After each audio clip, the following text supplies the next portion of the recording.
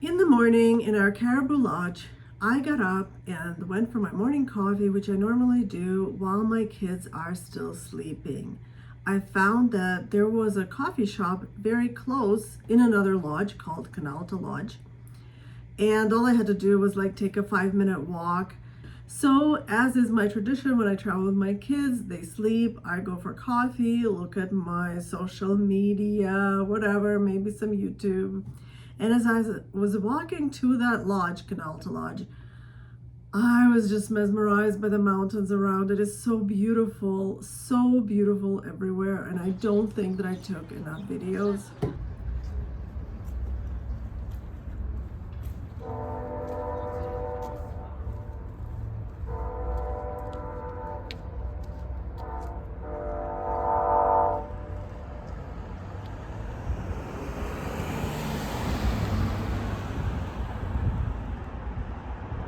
Once my kids got up, I went to meet them. We decided not to have breakfast at the Keg because we just didn't like it. There was a $27 fee for a buffet, and if you saw my video about the Chateau Frontenac in Quebec, now that buffet was worth the $50, but this buffet was not even worth $27. And we went to Sudden Sally's. Now that restaurant was so adorable. From the beautiful, modern decor, it was light and airy. It was just beautiful. I had a really great time. We finished our meal and we just went shopping, walking around. I pretty much went into every single store. Then for lunch, we went with my kids to this extremely overpriced, mediocre sushi. But the only reason it was so overpriced because it was on a train, and then we would pick off plates, and the price was based on the color of the plate. So at the end, they would just count the plates. Great way to make money because these plates, they didn't seem very expensive. The most expensive one was $6.75, but it was also very, very small. So we just kept grabbing it. By the end of our lunch, it was $150.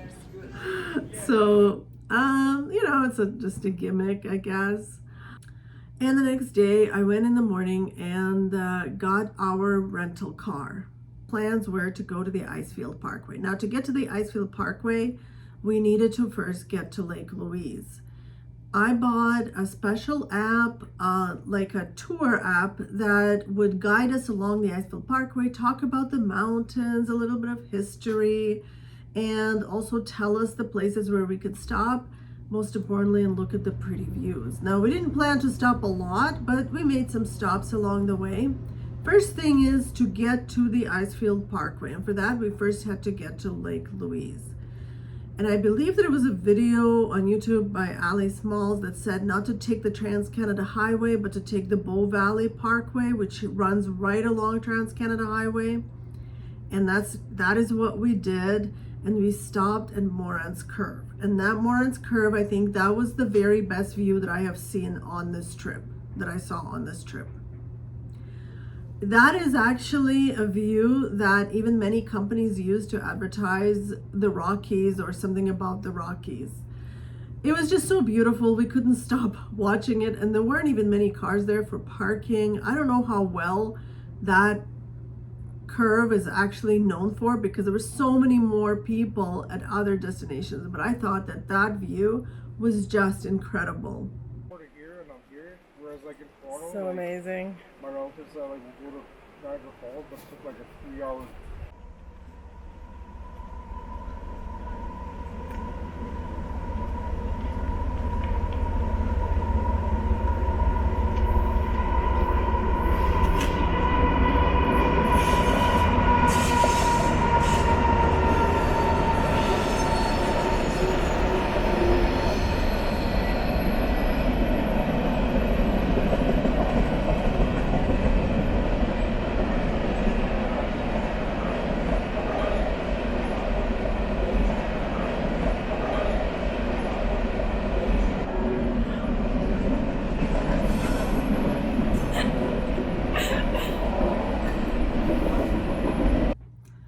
So the first thing we did was I just love that view, Morant's Curve. I thought it was more beautiful than Lake Louise, Lake Morant.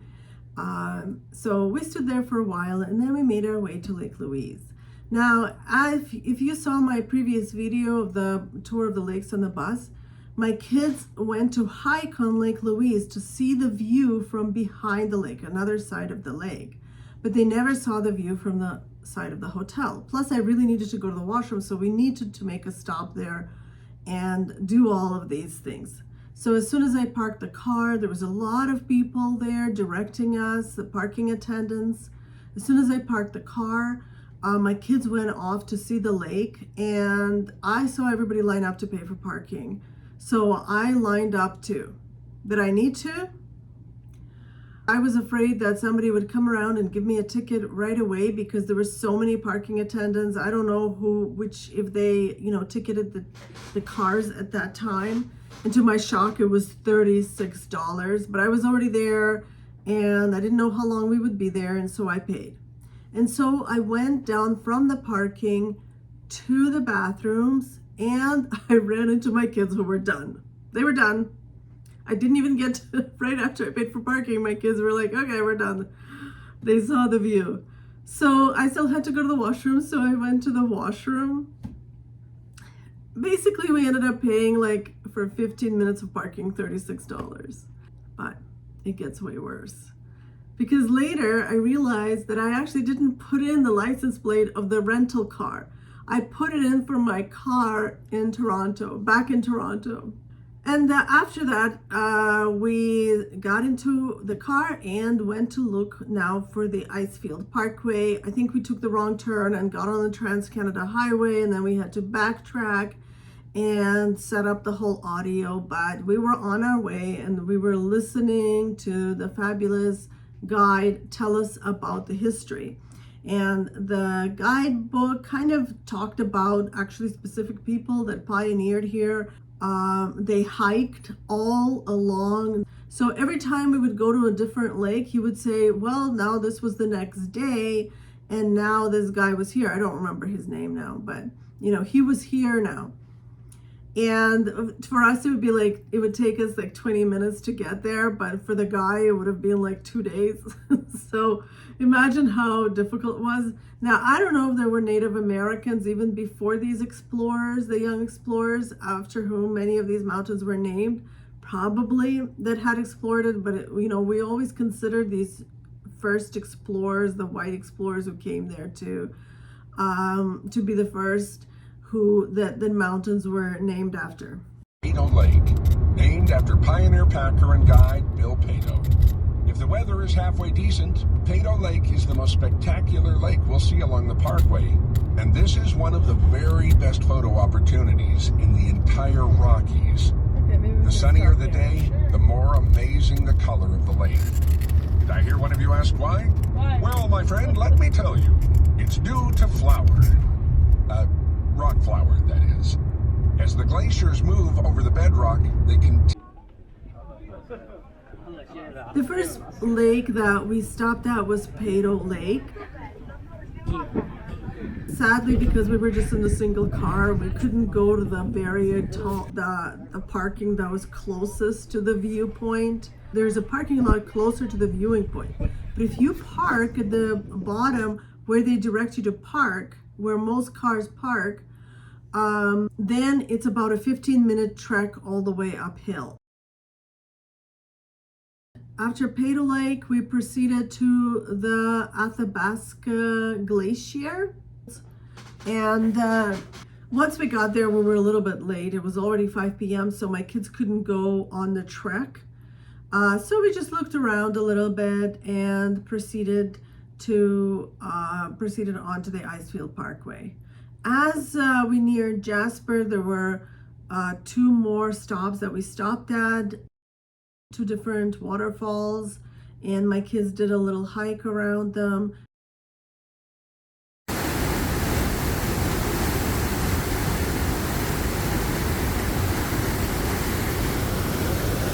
And as we were getting closer to Jasper, we knew that there would be a lot of damage from the fires that happened the year before. And there was. You know, it started off a little bit getting where the trees were partly burned, but there was some of the greenery, and we came to an area where everything was burned. It was all charred.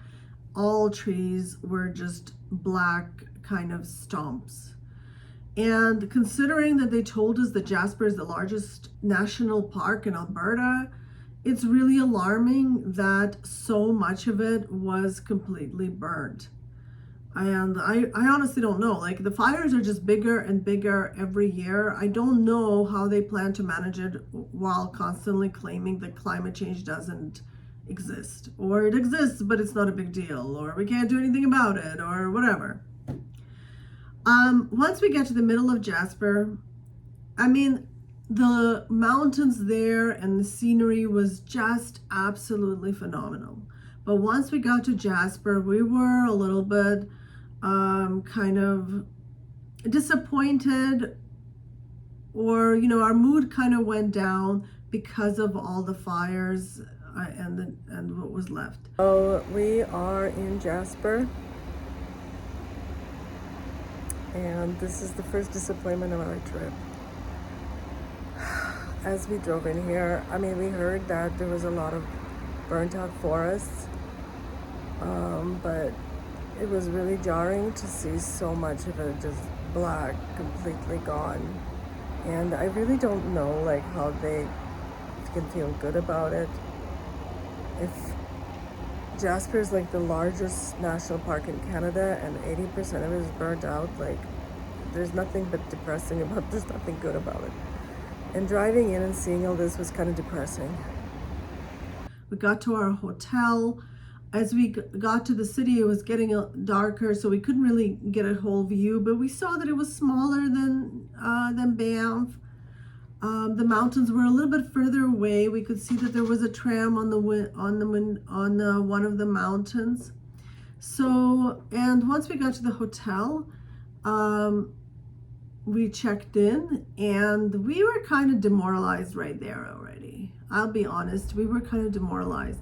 Our plan was to stay 2 nights in Jasper and then just drive all the way back to the airport from there. And once we got there, we knew that we just wanted to go back to Banff. It was a much brighter, more exciting city. It was bigger. It was almost like, you know, it was just happier. Yes, it was more commercialized, I suppose. But, you know, sometimes you just want to be, because it was in a place like that. You just want to have fun. You have a vacation. So we got dinner, spent the night. The night was really difficult for everybody. It was extremely hot. The beds were actually smaller. It was a double bed, which I didn't realize, not a queen bed. But it was actually really hard to get a hotel in Jasper because everything was sold out. Jasper is much smaller, and there's only certain hotels there. There's only certain number of hotels. So I have decided to drive back today in order to break up the drive back to Calgary. I mean, I'm really enjoying the car and the driving on the Icefield Parkway, but I'm not really enjoying Jasper as much, and partly it's because we are too tired and we feel like we've seen the most scenic stuff, which is the Icefield Parkway. So going on to more tours or seeing things around here, we're kind of tired to do any more hikes, and there's not much to do in the city, so we might as well go back to Banff. We really enjoyed it. Break up the drive today for the 4 hours on the Icefield Parkway, and then drive to Calgary tomorrow. And we also hated this hotel. Unfortunately, I got 2 doubles instead of 2 queens, so my kids had to share their adults. There was no air conditioning. I barely got 4 hours of sleep, and I just want to get a decent night's sleep tonight. I booked kind of like a 2-bedroom, so everybody will have a separate bed, and I think that that's a really good idea for doing that all the time. I thought that maybe we could, and it wasn't too bad for the first 3 nights, but in Jasper, the hotel just was so uncomfortable. And I think that we need a decent night's sleep because we're actually going to be like flying overnight back to Toronto tomorrow. So, and here's some stuff from Jasper. Here's the view from our hotel. But in the morning, we made a quick decision to just drive back to Banff. So we had breakfast, and yes, we could not, it was too late to cancel, of course. It was a $400 hotel room, and we lost money that way, but we didn't really feel like there was that much to do for us in Jasper, and so we just decided to, even though I didn't have much sleep, just drive back to Banff and enjoy our last day in Banff the next day. I knew it would be a difficult drive for me back because I didn't get much sleep, so I just thought I'm just gonna gun it as hard as I can, or just straight go. We don't have to stop anywhere, and just go and survive this trip. If you don't stop anywhere, then it's like a 3-hour drive. And so that's what we did. We had breakfast, looked around town a little bit. Again, like I said, not that much there. And so we just drove back and, enjoyed the views once again. And the advantage of that also was to break up the drive, because I think that we made the right decision, because we wouldn't have enjoyed our whole day there. And then the next day, I wouldn't have enjoyed the long drive, and we definitely wouldn't have enjoyed the night. So so we drove back, and we just stopped at the Athabasca Glacier, where my kids went all the way to the glacier. There's a path, you can park right near there, and it takes, I think, about 10 minutes to get up there. So I dropped them off there, and I myself went to the visitor center across the street, and then we went all the way back to Banff from there. And it was the right decision, because not only it was so difficult for my kids to sleep at that night, to share that double bed, but again, we weren't excited to spend our time in that town. I wasn't excited to take a very, very long drive the next day, all the way from Jasper to Calgary back to the airport. So we thought we're just going to go back to Banff and have a good time there. The next day, we just relaxed in Banff again. This time we went to Farm and Table, I believe it was called. After that, we went and we took a bike ride, a guided bike tour, and those were all e-bikes. And I had so much fun riding that e-bike. It was just so easy. I felt like I was in such good shape with the e-bike. It was so much fun, although all of our butts really hurt towards the end. But we saw so many fun things. We saw the Banff Springs Hotel and waterfalls and, all the mountains from different views that surrounded Banff. I highly recommend that tour. I think it was with Banff Adventures. It was a lot of fun. And after that, we had dinner, relaxed, and then prepared for our drive back to Calgary. In Calgary, we had dinner and then returned the car and went back to the airport. That's pretty much it. Thank you so much for watching, and I will talk to you later. Bye-bye.